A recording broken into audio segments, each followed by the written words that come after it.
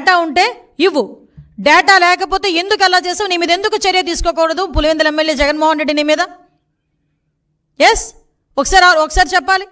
36 రాజకీయ హత్యలు కాదు, అసలు యాక్చువల్గా రాజకీయ హత్యలు అని చెప్పి ఇతను మాట్లాడుతుంటే రాజకీయ హత్యలు జరిగినవి 4. మీకు ఇంకో విషయం చెప్పనా, నేను ఇది ప్రజలకు చెప్తున్నా, జగన్మోహన్ రెడ్డికి చెప్పాల్సిన అవసరం లేదు, ఎందుకంటే జగన్మోహన్ రెడ్డికి విషయం తెలుసు. కానీ ఏదో రకంగా గవర్నమెంట్ మీద బురద జల్లాలి కాబట్టి, చంద్రబాబు నాయుడు గారి మీద బురద జల్లాలి కాబట్టి ఏదో రకంగా అడ్డదారి తొక్కైనా మళ్ళీ ఏదో రకంగా సీఎం కుర్చీలో కూర్చుని పోవాలని కలలకు అంటున్నాడు కాబట్టి ఈరోజు మా మీద బురద చల్లడానికి 36 రాజకీయ హత్యలు, 300 మంది దాడులు, అవి ఇవని చెప్పి ఫిగర్స్ సైతం చెప్తున్నాడు. ఈరోజు 45 రోజుల్లోనే ఇవి నువ్వు చెప్పినవన్నీ ఏమి జరగలేదు, నువ్వు చెప్పినవి జరగలేదు అని చెప్పి నేను చెప్తా. జరిగినవి ప్రూవ్ ఏమైనా ఉందా?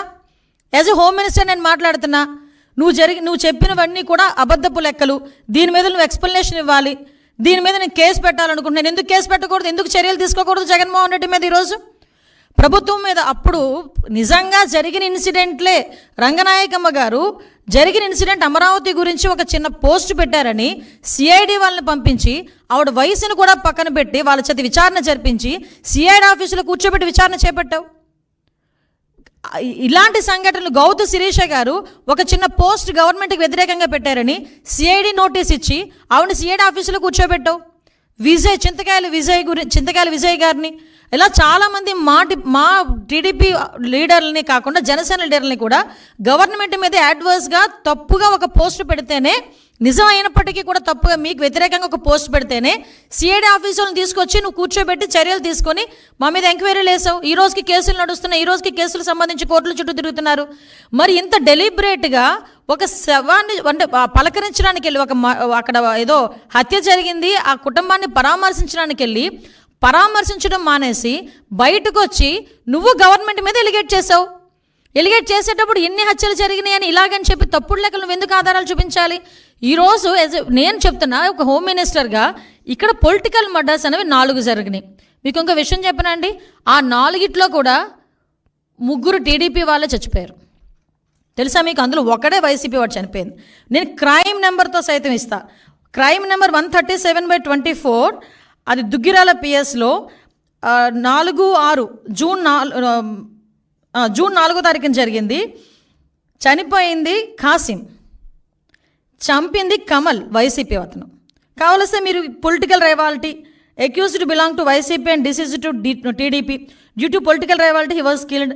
The deceased was wearing TDP scarf and moving around which led of alteration.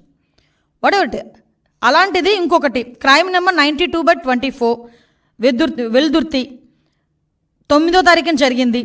Diseased TDP M Girinath Chowdary, TDP అతను చనిపోయాడు. సూదేపల్లి రమేష్ ఇతరులు వైసీపీ వాళ్ళు అక్యూజ్డ్, అది కూడా political rivalry. Crime number 92/24 Putluru, అక్కడ మాత్రమే ఎరకయ్య అని ఒక వైసీపీ అతను చనిపోయాడు. అక్కడ నరసింహస్వామి అండ్ అదర్స్ టీడీపీ వాళ్ళు ఉన్నారు. Next 4th one 148/24 Rayadurgam PS 9th జరిగింది. ఇది గొల్ల ఆదికేశవులు టీడీపీ ఆయన్ని చంపేశారు. ఎవరు? వైసీపీ వాళ్ళు, కేశవరెడ్డి అండ్ అదర్స్. ఇవన్నీ కూడా పొలిటికల్ మర్డర్స్ జరిగినవి 4. ఆ 4లో 3 చనిపోయింది టీడీపీ వాళ్ళు. ఈరోజు నువ్వు ఏ మొహం పెట్టుకొని 36 హత్యలు, పొలిటికల్ హత్యలు జరిగినాయని చెప్పి ప్రజలను భయభ్రాంతులు చేయడానికి సిద్ధపడుతున్నావు? ఇంకా నీ మాటలు నమ్మేస్తారని అనుకుంటున్నావా జగన్మోహన్ రెడ్డి, పులివెందుల ఎమ్మెల్యే? ఇంకా నీ మాటలు నమ్మేస్తారని జనాలు అనుకుంటున్నావా? దీనికి ఒక ప్రైమ్ మినిస్టర్కి నువ్వు లెటర్ రాసి రాష్ట్రపతి దగ్గరికి వెళ్ళి రాష్ట్రపతి పాలన విధించాలి, ఇక్కడ రాజ్యాంగం అన్నది భ్రష్టు పట్టిపోయిందని నువ్వు మాట్లాడుతున్నావు కదా. అసలు విషయం చెప్పను ఒకసారి. ఆంధ్రప్రదేశ్ హైకోర్టు తమరు 2019లో పీఠం ఎక్కిన తర్వాత 2020లోనే ఇక్కడ కాన్స్టిట్యూషనల్ బ్రేక్ డౌన్ జరుగుతుందని డైరెక్ట్గా హైకోర్టు ఆ రోజు మాట్లాడింది. దీనికేం సమాధానం చెప్తావు? ఆ రోజు 14 సంవత్సరాల సీఎం తర్వాత ఇప్పుడు మళ్ళీ సీఎంగా ఉన్నారు చంద్రబాబు నాయుడు గారు. ఏ రోజైనా అతని హయాంలో, అతని అడ్మినిస్ట్రేషన్లో ఇలాంటి కామెంట్ ఏ కోర్టు అయినా ఎవరైనా చేయగలిగారా? ఒకసారి చెప్పండి. నువ్వు పీఠమికి ఒక సంవత్సరంలోనే, సీఎం అయిన సంవత్సరంలోనే ఆంధ్రప్రదేశ్ హైకోర్టు ఇలా మాట్లాడింది నీ మీద. ఇది అథెంటికేషన్. నేనేం వేగ్గా మాట్లాడట్లా, అబద్ధం చెప్పట్లా నీకులాగా. అంటే నువ్వు ఈరోజు పొలిటికల్గా మన కాన్స్టిట్యూషన్ బ్రేక్ డౌన్ అవుతుందని చెప్పి రాష్ట్రపతి పాలన విధించాలని ఏకంగా మాట్లాడుతున్నావంటే నీకు ఎంత తహతహగా ఉందో అధికార పీఠంలో కూర్చుని పోవడానికి నాకు అర్థం. అంటే అధికారం కోల్పోయి నెల రోజులకే ఏ రకంగానైనా దొడ్డిదారిని ఎలా అయినా వెళ్ళిపోవాలని ప్రజల్ని మభ్యపెట్టడానికి నువ్వు చేస్తున్న మైండ్ గేమ్ క్లియర్గా జనాలకు అర్థం కావాలనే ఉద్దేశంతోనే నేను ఈరోజు ప్రెస్ ముందు కూర్చున్నా. ఈరోజు ఎవడైనా పరామర్శకి వెళ్ళి అమ్మ ఎలా జరిగింది, ఎంతమంది పిల్లలు, ఏంటి నీ పోషణ ఏంటి, నా మనిషివు కదా, నీకెంత కాంపన్సేషన్, పార్టీ నుంచి ఎంత కాంపన్సేషన్ ఇస్తాను, ఇలాంటివి మాట్లాడాలి. అతగాడు ఏం మాట్లాడాడండి, నీకు అమ్మఒడి వచ్చిందా, అమ్మఒడి నేను ఉంటే ఇచ్చేవాడిని, వసతి దీవెని ఇచ్చేవాడిని, ఇప్పుడు చంద్రబాబు నాయుడు గారు అవన్నీ ఇచ్చారా, అవన్నీ అయినాయా, ఇవన్నీ మాట్లాడతాడు ఎవడైనా? మైండ్ దొబ్బిందని తెలుసు, మరీ ఇంతలాగా జగన్మోహన్ రెడ్డికి పరామర్శ. అంటే నేను ఎందుకు క్లియర్గా ఎక్స్ప్లెయిన్ చేస్తున్నానంటే అతను పొలిటికల్గా ఒక ప్లాట్ఫామ్ గురించి ఎత్తుక్కుంటున్నాడు, దానికి మాచర్ల అనే ఇష్యూని క్రియేట్ చేసుకున్నాడు. వినుకొండ అనే ఇష్యూని క్రియేట్ చేసుకున్నాడు.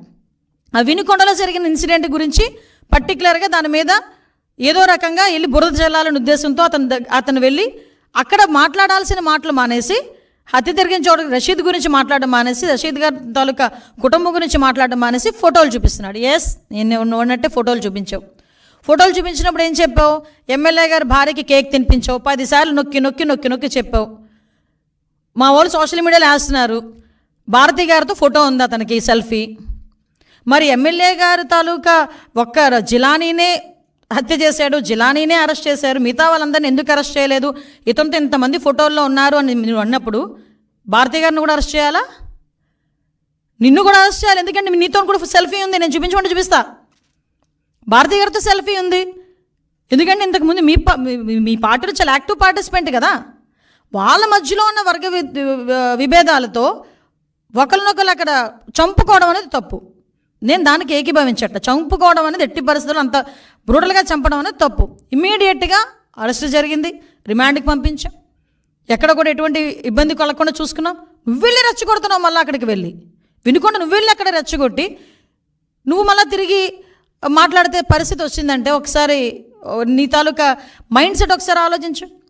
నువ్వు మళ్ళీ ఈరోజు ఎంత దారుణం అంటే గవర్నర్ గారి దగ్గరికి వెళ్తావట. ఓ పని చేయండి, గవర్నర్ గారి దగ్గరికి వెళ్ళేటప్పుడు మీరు కూల్చేసిన భవనాలు, అదేవిధంగా ఇక్కడ డీజీపీ ఆఫీస్ పక్కన, ఎందుకు ఈ ఎగ్జాంపుల్ చెప్తున్నానంటే డీజీపీ ఆఫీస్కి కరెక్ట్గా 1 కిలోమీటర్ దూరంలో ఉన్న పార్టీ ఆఫీస్ మీద నువ్వు దాడి చేసావు. ఈరోజు చంద్రబాబు నాయుడు గారు చలో ఆత్మకూరు పెడితే అక్కడికి వెళ్ళి చంద్రబాబు నాయుడు గారి ఇంటి గేట్లకి వెళ్ళి పెద్ద పెద్ద తాడులు కట్టి బంధించావు. చంద్రబాబు నాయుడు గారి ఇంటి మీదకి నీ తాలూకా ఎమ్మెల్యే ప్రమోషన్ గురించి చంద్రబాబు నాయుడు గారి ఇంటి మీద జోగి రమేష్ వెళ్ళి దాడి చేశాడు. ఇలాంటి సంఘటనలు మా తోట చంద్రయ్య అనే బీసీ వ్యక్తిని జై జగన్ అన్నందుకు పీక కోసి చంపేశావు. మరి వీటన్నిటి మీద మేము ఎవరి దగ్గరికి వెళ్ళాలి? ఆ రోజు మేము వెళ్ళి ఉండాలి. ఆ రోజు ఇవన్నీ మేము ఆ రోజు ఇలాంటి సంఘటనలు మేము కూడా ఒక బుక్ వేసాం. ఆ రోజు జరిగిన సంఘటనలన్నీ నేను అథెంటికేషన్గా ఉమెన్ ప్రెసిడెంట్గా ఉండేటప్పుడు మహిళా కమిషన్ చైర్పర్సన్ దగ్గరికి వెళ్ళి అమ్మ ఇంతమంది మీద అఘాయిత్యాలు జరిగినాయి, ఇంతమంది మీద హత్యలు జరిగినాయి, విత్ క్రైమ్ నెంబర్స్ నేను తీసుకెళ్ళి ఇచ్చాను. నీ దగ్గర అలాంటి అథెంటికేషన్ ఏదైనా ఉందా? నీ దగ్గర అలాంటి ప్రూవ్ ఏమైనా ఉందా? తీసుకొచ్చి చూపించు. నేను ఈరోజు హోమ్ మినిస్టర్ హోదాలో అడుగుతున్నా. నేను మానేసి వేగ్గా మైక్ ఉంది కదా నాకు ఒక